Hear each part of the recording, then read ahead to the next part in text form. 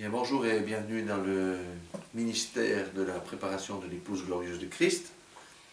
Le message de ce jour traite de la repentance, la vraie repentance, restaure et porte du fruit. Nous allons voir une histoire d'un homme remarquable, d'un roi remarquable, le pire roi de toute l'histoire de la Bible, c'est le roi Manassé. Alors, je vais lire ce que dit la parole de Dieu.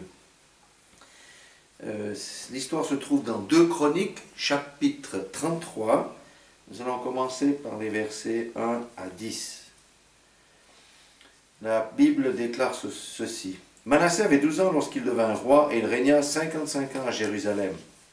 Il fit ce qui est mal aux yeux de l'Éternel, selon les abominations des nations que l'Éternel avait chassées devant les enfants d'Israël. Il rebâtit les hauts lieux qu'Ézéchias son père avait renversés. Il éleva des autels au Baal, il fit des idoles d'Astarté, et il se prosterna devant toute l'armée des cieux et la servit. Il bâtit des autels dans la maison de l'Éternel, quoique l'Éternel eût dit, « C'est dans Jérusalem que sera mon nom à perpétuité. » Il bâtit des autels à toute l'armée des cieux, dans les 2 parvis de la maison de l'Éternel, et il fit passer ses fils par le feu dans la vallée des fils de Himnon. Il observait les nuages et les serpents pour en tirer les pronostics. Il s'adonnait à la magie et il établit des gens qui évoquaient les esprits et qui prédisaient l'avenir. Il fit de plus en plus ce qui est mal aux yeux de l'Éternel afin de l'irriter.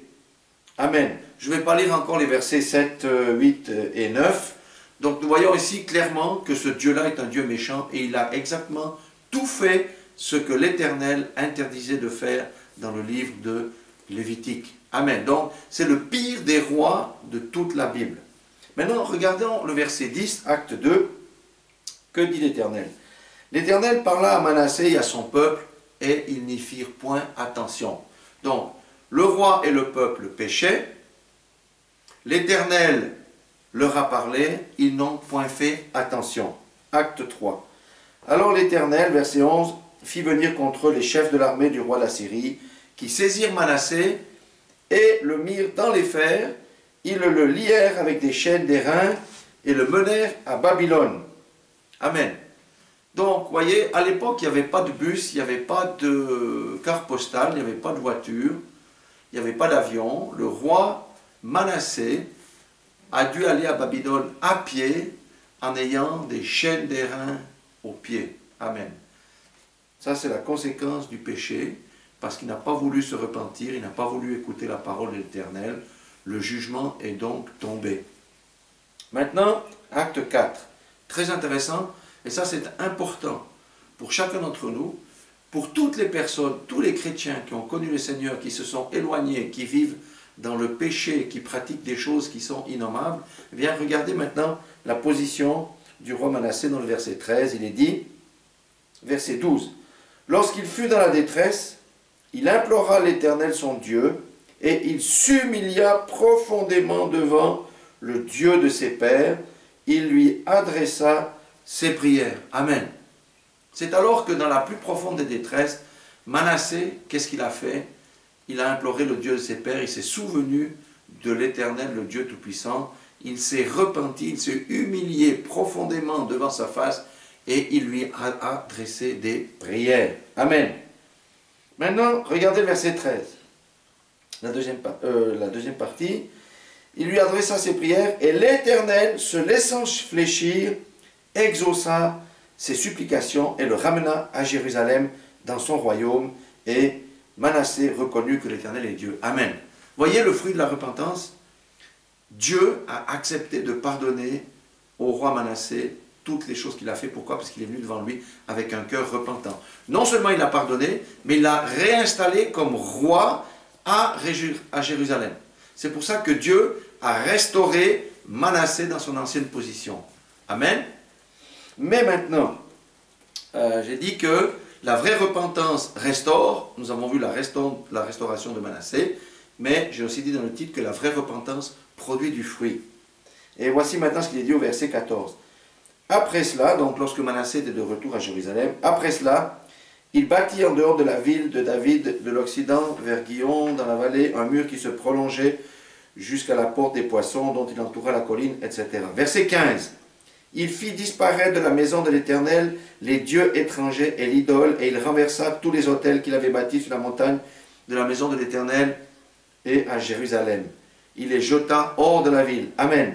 Il rétablit l'autel de l'Éternel et y offrit des sacrifices d'action de grâce et de reconnaissance, et il ordonna à Juda de servir l'Éternel, le Dieu d'Israël. Le peuple sacrifiait bien encore sur les hauts lieux, mais seulement à l'Éternel son Dieu. Amen. Voyez, les fruits de la véritable repentance, frères et sœurs, amis, il doit y avoir un changement d'attitude, un changement de comportement. Donc la vraie repentance produit du fruit, et Manassé s'est détourné radicalement de ses voies, il a changé de voie. Donc la bonne nouvelle de ce message, eh bien, c'est que, quelle que soit ma situation aujourd'hui, quel que soit le péché, quelles que soient les choses que j'ai faites qui sont en abomination devant l'Éternel, si j'écoute la voix de l'Esprit qui me convainc de pécher, parce que Dieu avait parlé à Manassé et à son peuple, mais eux n'avaient point écouté, alors à ce moment-là, je vais éviter les chaînes. Et si je suis déjà tombé dans les chaînes, ça veut dire les adversités, les épreuves, parce que plus rien ne fonctionne dans ma vie à cause de mes péchés, eh bien, je fais comme Manassé, et c'est ça la recette. Je me tourne vers le Dieu que j'ai connu et qui m'a connu. Je m'humilie profondément devant lui. Je lui demande pardon. Je lui adresse ma supplication, ce que je désire, et je change radicalement de voie. Ça veut dire que j'abandonne les choses mauvaises que je pratiquais et je marche en nouveauté de vie.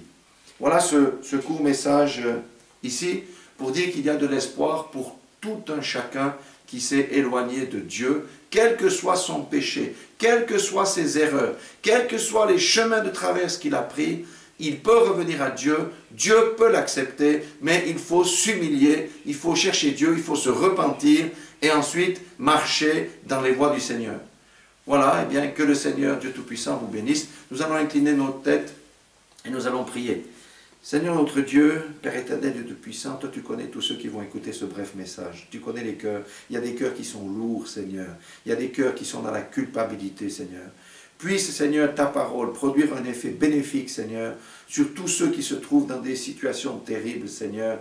Eh bien, conduis-les, Seigneur, à la repentance. Donne-leur l'espoir que s'ils se humilient, Seigneur, la certitude que s'ils se repentent et qu'ils s'humilient, Seigneur, toi, tu les pardonnes, tu les restaures, Seigneur notre Dieu, et tu les bénis, et qu'ils puissent ensuite changer de voie. Seigneur notre Dieu, tu es notre Dieu. Viens-nous en aide, Seigneur, car nous avons besoin de ton Saint-Esprit pour entrer dans ces choses, Seigneur, et pour mettre un terme à notre vaine manière de vivre. Sois béni pour les siècles des siècles dans ce précieux nom de Jésus-Christ. Amen.